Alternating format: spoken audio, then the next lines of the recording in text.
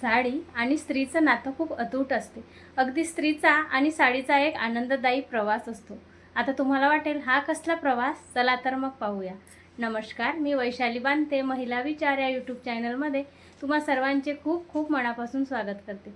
मैत्रिणींनो, साडी आणि स्त्रीचा अगदी जिव्हाळ्याचा संबंध असतो आणि तो एक प्रवास असतो. खरं तर मुलगी म्हणजे 3-4 वर्षाची असते किंडरगार्टनला, तेव्हा तिला साडी नेसावीशी वाटते. तेव्हा ती काय करते? आपल्या आईची ओढणी घेते आणि त्याची साडी नेसते आणि भातुकलीचा खेळ खेळते. आणि थोडी मोठी झाली म्हणजे 13-14 वर्षाची झाली की ती वयात येत असते. तिच्या शरीरात अनेक बदल होत असतात आणि तिला छान दिसावंसं वाटत असते. हे नैसर्गिक असते. पण तिला सुद्धा साडी घालायची इच्छा होते आणि ती आपल्या कपाटातली, आपल्या आईच्या कपाटातली एखादी साडी काढते आणि छान तयार होते. आणि त्यानंतर ती मुलगी लग्नाची होते, म्हणजे ती विवाह योग्य होते. तेव्हा तिची आई आपल्या लेकीसाठी सुंदरशी साडी खरेदी करते आणि इथूनच खऱ्या अर्थाने तिच्या साडीसोबतच्या प्रवासाला सुरुवात होते. हो ना मैत्रिणींनो? जेव्हा मुलीला पाहायला येतात तेव्हा ती छानशी साडी घालून समोर जाते आणि ज्या मुलाने तिला ज्या साडीवर पसंत केलं असेल ती साडी तिच्यासाठी खूप जिव्हाळ्याची असते. ती त्या साडीला अगदीच जपून ठेवत असते, कारण तिच्या अहोंनी तिला त्या साडीवर पसंत केले असते. हो ना मैत्रिणींनो, हा प्रवास इथेच संपत नाही. हा प्रवास असाच पुढे चालू असते. त्यानंतर ती लग्नासाठी जी शालू किंवा साडी खरेदी करते ती तिच्यासाठी खूपच स्पेशल असते.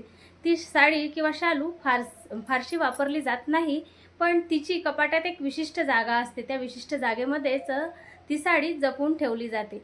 त्यानंतर पहिल्या दिवाळ सणाची आईकडची म्हणजे माहेरची साडी, सासरची साडी. त्यानंतर जेव्हा ती आई होणार असते तेव्हा डोहाळ जेवणातली हिरव्या रंगाची अतिशय सुंदर साडी असते. त्यानंतर भावाच्या लग्नातली साडी, बहिणीच्या लग्नातली साडी, माहेरून मिळालेल्या साड्या, सणावाराला घेतलेल्या साड्या, अशा अनेक साड्या ती कपाटात साठवत असते आणि त्या कपाटातल्या साड्यांची साठवणीसोबत त्या साडीसोबतची एक आठवणही तिच्या मनात साचत राहते, एक आठवणही तयार होत राहते. हो ना मैत्रिणींनो? तशी साडीमध्ये खूप जादू आहे. अगदी कुठल्याही वयाची स्त्री, मुलगी असू दे, ती कुणालाही त्या साडीमध्ये ॲडजस्ट करते. उंच, ठेंगणे, काळे, गोरं असं कुठलाच भेदभाव साडीमध्ये नसतो. आणि जी कोणी ती साडी घालते ना, ती मुलगी सुंदर, अट्रॅक्टिव्ह दिसते. तिच्या आधीच्या लूकपेक्षा साडीमधला लूक हा अधिकच चांगला असतो. म्हणूनच स्त्री आणि साडी यांचा खूप जवळचा संबंध आहे. साडी हे फक्त एक वस्त्र नसून स्त्रीच्या परंपरेचे, संस्काराचे एक प्रतीक आहे. त्याचप्रमाणे पदरालाही विशेष असं स्थान आहे. जरीकाठाचे सुंदर वर्क केलेले पदराच्या साड्या अधिक शोभून दिसतात. चंद्रकोर असलेल्या, मोराची डिझाईन असलेल्या, कमळाची डिझाईन असलेल्या अशा अनेक प्रकारच्या साड्या प्रत्येक स्त्रीजवळ असतात. तुम्हाला आठवतंय, आपली आजी, आई डोक्यावर, खांद्यावर पदर घ्यायची. हा डोक्यावर किंवा खांद्यावर पदर घेणं म्हणजे आपल्यापेक्षा मोठ्या व्यक्तींचा आदर करणं, आपली शालीनता जपणं आणि लज्जारक्षणाचे कामही पदर करत असतो.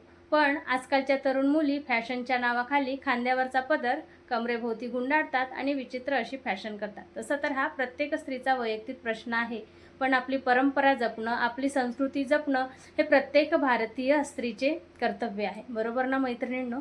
तुम्हाला काय वाटते ते कमेंट करून नक्की सांगा. आणि हो, हा साडीसोबतचा प्रवास आवडला असेल तर एक लाईक व्हिडिओला नक्की करा. तोपर्यंत बोलूया असं काही की तुम्हाला वाटेल माझ्याच मनातलं सारं काही. धन्यवाद.